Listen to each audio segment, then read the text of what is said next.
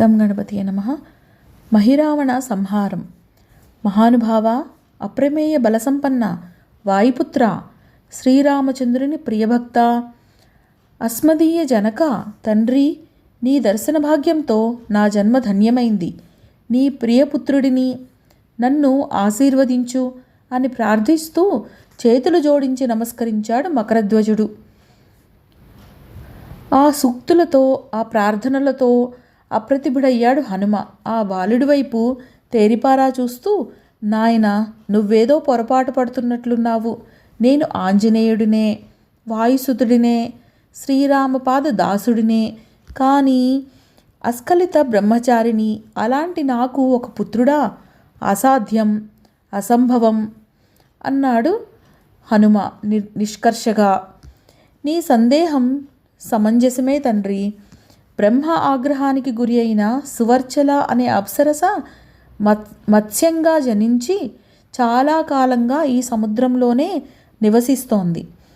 నీవు సీతాన్వేషణ నిమిత్తం సాగరయానం చేస్తున్నప్పుడు నీ దివ్యముఖమండలం నుంచి జాలువారిన స్వేదబిందువు ఒకటి ఆ చేప నోటిలో పడింది. దాని ప్రభావం చేత ఆమె సద్యోగర్భం దాల్చి నన్ను కని శాప విమోచనం పొంది దేవలోకం చేరింది.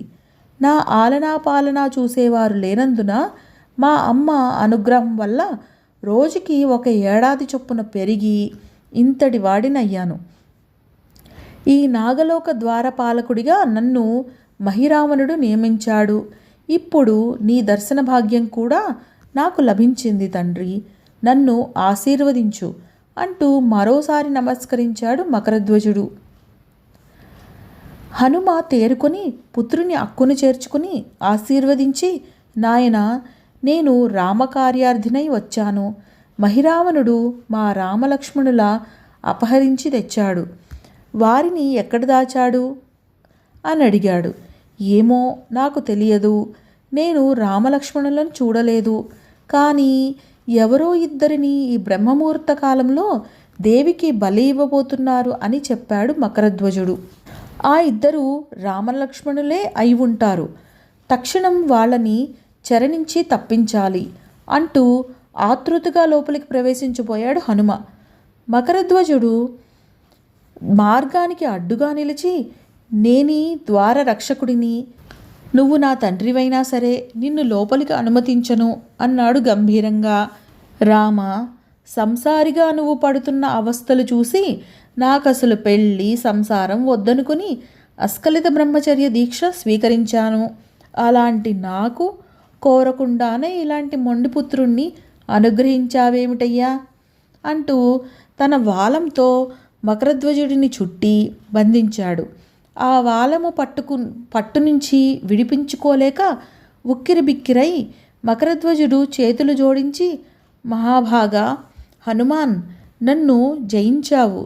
నీవిక నాగలోకంలోకి ప్రవేశించు, కార్య విజయం సాధించు, జై శ్రీరామ్ అన్నాడు.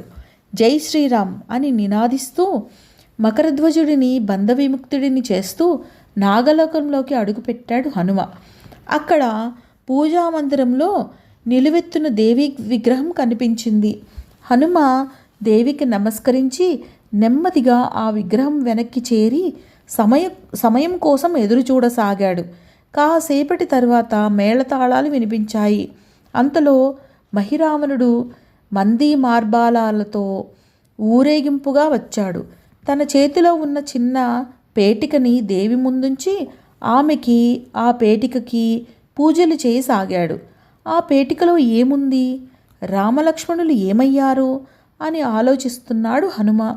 అంతలో బ్రహ్మీ ముహూర్తం సమయమైంది.